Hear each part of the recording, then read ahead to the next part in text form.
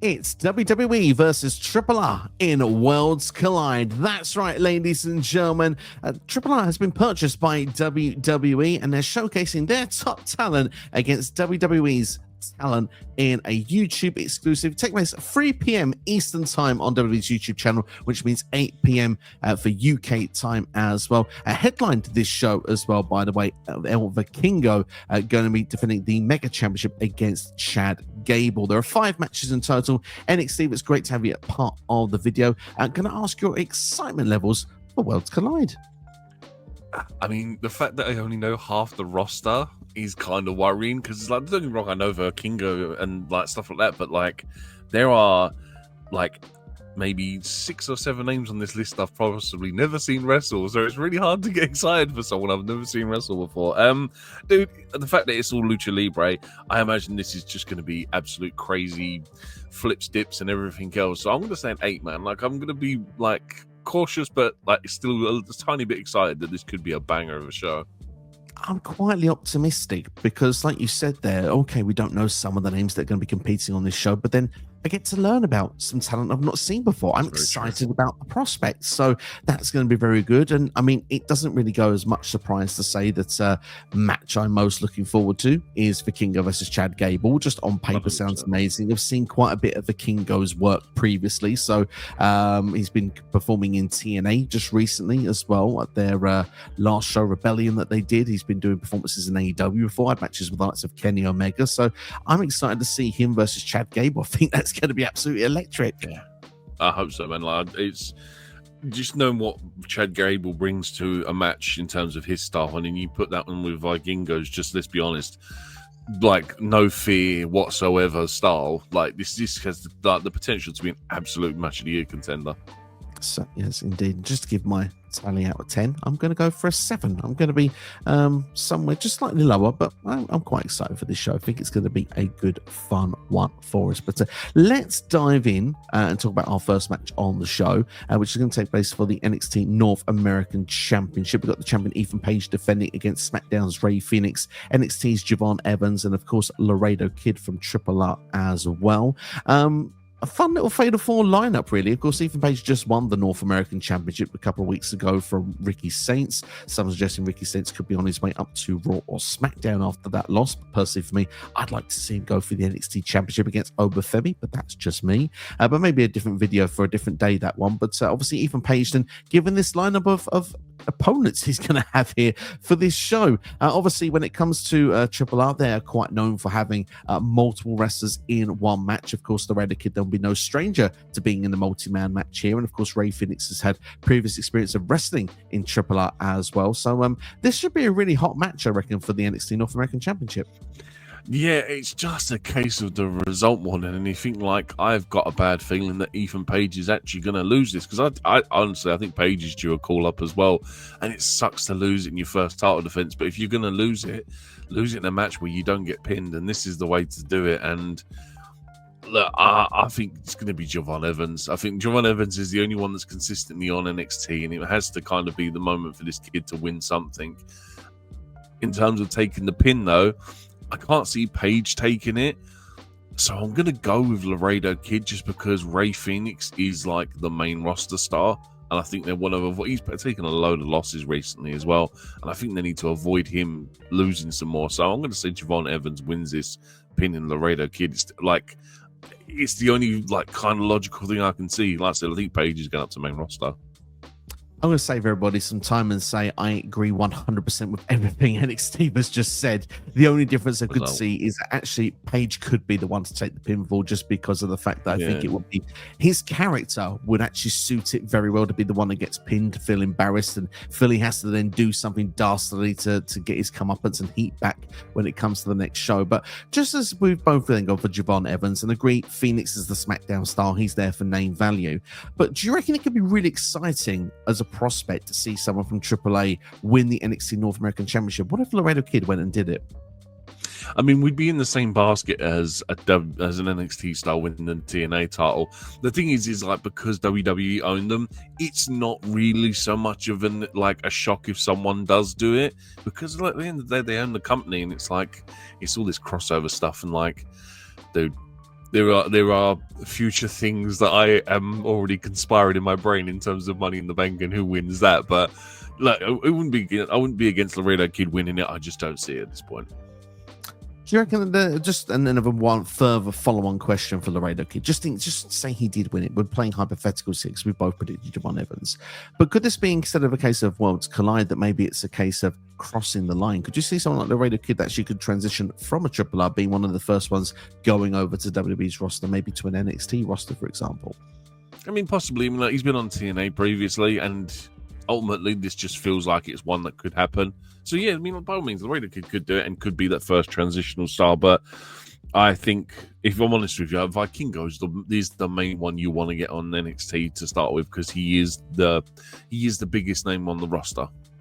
100% agree with everything you just said there. Not to add too much more to it, but I think Laredo Kid would be a close follow-up for that at this particular time, because I think he sort of would fit the with what WWE is looking to do right now, and obviously with NXT, I think he'd fit in quite well. Yeah.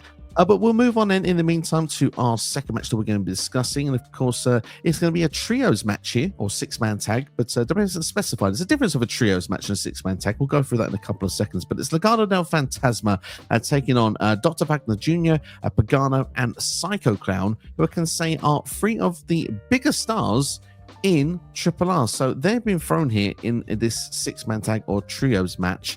So the difference is, obviously, six-man tag, we're used to that in the WWE standard of things, where everyone has to make their tag, and that's how things go. And the trios match, if someone goes to the outside, someone else from the other team could just jump right in. It doesn't seem to matter.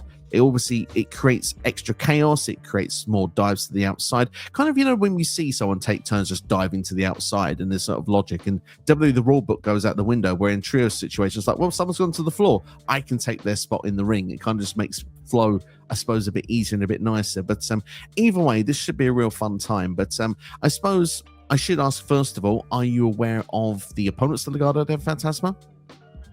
I know of Psycho Clown and I know of Dr. Wagner Jr. Pagano, I can't say I've ever heard his name before, and I can't honestly say I've seen a lot of their wrestling style. So, again, not very hard to predict this one, because I think for me, this is kind of like a balancing act. Like, we've just had, like, with our predictions, we've just had an NXT style win.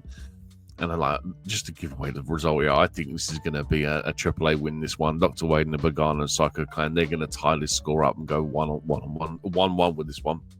Yeah, I agree with you. I'm aware of all three performers here. I've not seen them loads of times, but I've seen them a couple of times each for Triple Manias, and all are good performers and like I said, high-profile names for the Triple R promotion. So for that reason as well, with Legado del Fantasma having all sorts of problems going on SmackDown at the moment, obviously a bit of dissension, Berto not really buying it, what Santos Escobar is selling, it kind of gives that impression to me that, like you said here, Triple R will be picking up a victory in this six-man or trios match. Do you have anything that, you know, we don't really get to talk about Legado del Fantasma very often. Do you A, care, or B, how do you see the storyline playing out with Berto at the moment? I've always liked Santos Escobar, like, ever since the initial iteration of Legado del Fantasma and NXT, and it just he's another one of these guys that comes up, and it's like he's the same as Andrade, these Mexican wrestlers that come up and just don't, unfortunately, get the right push. And I think with the purchase of Worlds Collide, we're obviously going to see more of these guys go there. And I think that this is essentially, I think a AAA is just going to become WWE's fourth brand, and they're going to start having people like Andrade and Santos as AAA mega champion. I would love to see that in the future. Just don't rebrand it. Keep it as what it is. Keep it as AAA. Make it its own unique thing. And like I said, WWE have a plethora of talent that could easily fill up this roster. And it's a shame that we're only getting one of the AAA championships on this card. Like, we're only getting the Mega Championship when they have tag team division titles. They have a women's title. So, the Rojo de Rosa, I believe it's called. Do you know what I mean? It's a shame that we're not getting more of that stuff on. But, do you know what I mean? Baby steps. This is the first sort of pay-per-view that these guys are going to be involved in. And, yeah, in terms of setting Legado del Fantasma, look, I mean, I don't think it has worked, like, ever since the Cruz del Toro and Joaquim Wilde were replaced. I think they were the original better three. So I think for me, Santos needs to go back to being a single star, or just go back with Wilde and del Toro. Really interested to see what will happen further down the line with them. It feels like the split sphere is coming, and hopefully something is waiting on the other side for Escobar, because a hell of a talent. And like you say, he's not really had the, in my opinion, the best of times on SmackDown when it comes to booking and how things could have gone. And obviously, Los Garza, they're a good tag team, and I hope that they can continue to thrive in what seems to be a very strong SmackDown tag team division at this present time. But yes, we're going for Triple R to pick up the victory. And we'll move on from one trios match to another one. This time we're going to be talking about the LWO. We see Dragon Lee there. And you mentioned Joaquim, Wilde, and Cruz del Toro. There they are. They were taking on the likes of Aero Star, Octagón Jr., and Mr. Iguana. I hope I've said that correctly there. Of course, Pat McAfee on Raw this past week said that Iguana was someone to keep an eye out for, pretty much that he's a dangerous player. So Pat McAfee showing his cards on the table that he's a fan of Triple R, which is great to see. I'm aware of Aerostar on the opponents here. I do think I've seen Octagón Jr. perform maybe once or twice, but I'm very familiar with Aerostar, particularly from the Lucha Underground days. Yeah, 2 of the 3 I've heard of. I've heard of Octagón Jr. and Aerostar, but again, never seen them wrestle. So this is just to say, it's more exciting to see how these guys are presented and their wrestling styles more than anything. Aerostar is famous for doing an insane spot in somewhere in the match, so I'm expecting that he will have some sort of insane dive or death-defying move at some point. But yeah, I'm looking forward to the match. Should be quite fun. Obviously, we've got LWO involved here, and we've gone for obviously Triple R to win one trios match. Surely LWO perhaps should win the other one, or is this kind of like a case of where, well, no, hang on, trio stuff, this is where Triple R should be their wheelhouse? I mean, I'm just looking at the rest of the card, and I think AAA have to win this one as well. Like, I initially think that, like I said, it's a bit hard. Like, they've got to get some wins in somewhere, and if anything, like, these guys specialize in doing these triple 6-man tag matches. You kind of think that they have to pick up both of these wins here. So I'm gonna, like you said, Aerostar and Octagón Jr., they're massive. Mr. Iguana, according to Pat McAfee, is a massive star. So I would imagine these guys are going to pick up another W. My only problem is Dragon Lee taking another loss. You just there's the exact comment I was going to throw next to you. Me and you on a very same wavelength today, because a bit of me feels like for it, obviously the name value of LWO as well, you would imagine that they should pick up a victory, but at the same time I'm going to go the same way as you, just because of the fact that, you know, like you said, there's some stars that need to be established, and there was a point to this show, Worlds Collide. If they're completely buried to WWE, no one's going to watch it afterwards. So LWO can afford to take the loss here. I don't think it harms them, and it's just going to help Triple R at this particular point. So yeah, we'll go for them to pick up the victory. So Octagón Jr., Aerostar, and Mr. Iguana. Anything like to add before we go to our next match? Go for it.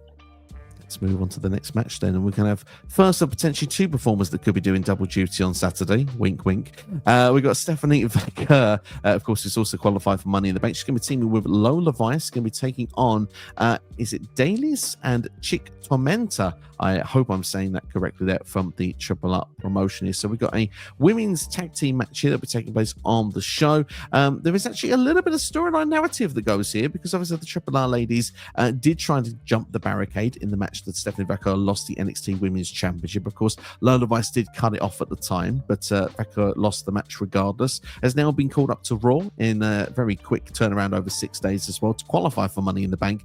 Vaquer feels like a massive star already. I'm sure we'll talk about that in more detail in Money in the Bank, but quick mention here, it feels like that she can't lose this match, can she?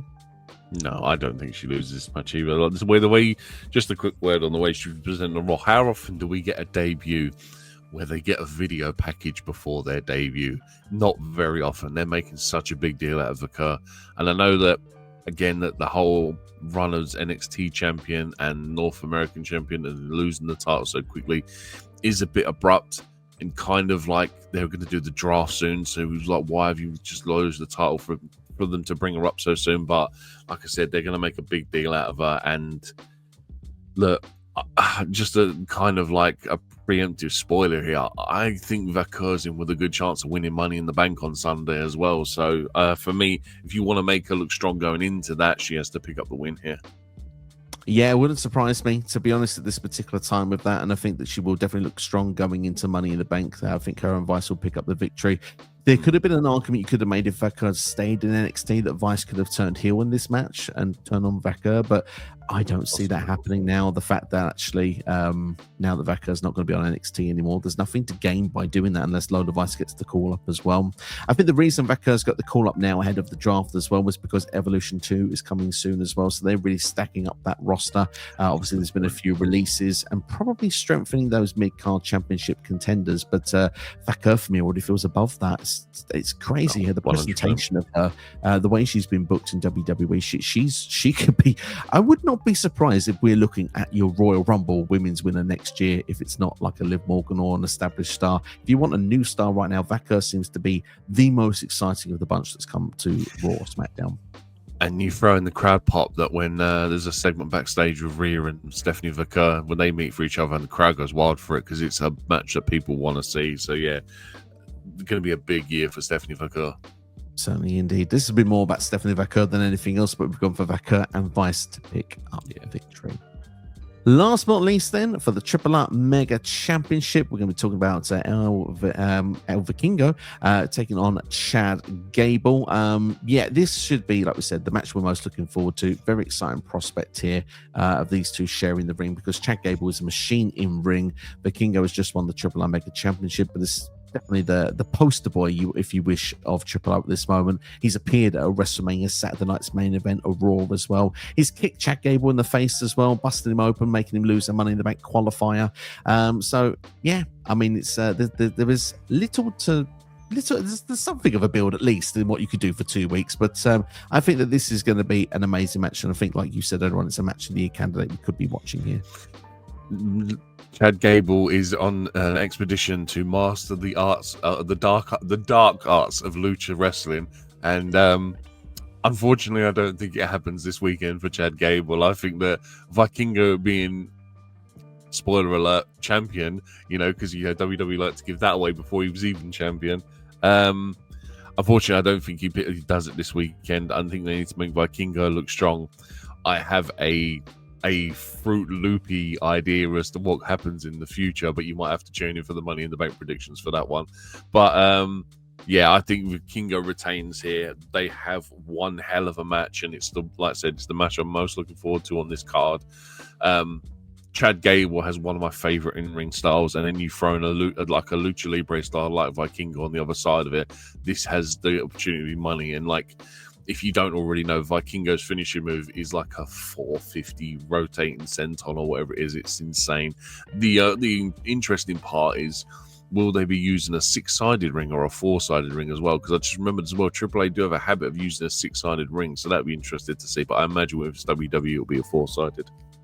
Yeah, imagine it'll be 4-sided, but it's a very good point. We'll have to wait and see what they'll do with the ring, and maybe when they come to doing AAA, maybe future Worlds Collide stuff, maybe they'll do the 6 sides. Who knows? But I'm excited about the prospects. And like you say, Chad Gable, a hell of a performer, great, looking to master the arts of Lucha Libre, but I don't think he's getting the job done here. I think Vikingo is going to retain the championship. But just on the side note, is that the first of 2 performances Chad Gable has this Saturday? Not as far as I know, no, because he didn't qualify for Money in the Bank. But El Grande Americano? He did qualify for Money in the Bank. So, I'm going to be looking forward to number 1 luchador, Grande Americano, potentially winning that Money in the Bank briefcase. But many people are suggesting Chad Gable is El Grande Americano. Look, I'll tell you, I say it once, I say it 1,000 times. We've already seen them both together. There was a clip. The first time he's even introduced, he's backstage being arrested. And who's being interviewed at the time? Chad Gable. We already know him. Besides, Chad Grande's about 6 foot. He's about 6'2", and Chad Gable's clearly not over 6 foot. So there's always a height difference. Go back and watch the tapes we put out, man. There's so much information where we know. Like I told you, it's rumored El Grande Americano created salsa dip. What could I say about that? Chad Gable ain't doing that. On a Worlds Collide preview video, you got to love it, haven't you? But I'm glad you've put me in place because a lot of people are suggesting it. I get easily confused, and there is some similarities there. But I'll take your word for it. It's Chad Gable's one and only performance then this Saturday, and unfortunately, it looks like it will be a losing effort. But this match could have reminders for me, though, just to make a comparison, by the way, of Kurt Angle, Rey Mysterio vibes of SummerSlam 2002, which really exciting prospect for me there. And speaking of Rey Mysterio, I'm just going to make a final prediction. I think he will appear at this show. Not doing anything special, but I think he will just maybe make a... may come out of LWO. That could be the placement for it, or just something just to say, you know, Triple R is a special promotion and give a few words on it and a reason to go and watch it. Yeah, definitely. Sounds good. Well, we hope we've given us a reason to watch more content here on this channel. So make sure to subscribe if you enjoyed it. Hit the like button as well. And drop your predictions in the comments below as well. We're looking forward to Worlds Collide. Let us know. And if you want to join us tomorrow, we'll be doing Money in the Bank predictions live. So you can get your comments in as we're doing it as well and get yourself a shout out as well. Thanks for watching. Look after yourselves and each other. And we'll see you for the next video. Take care.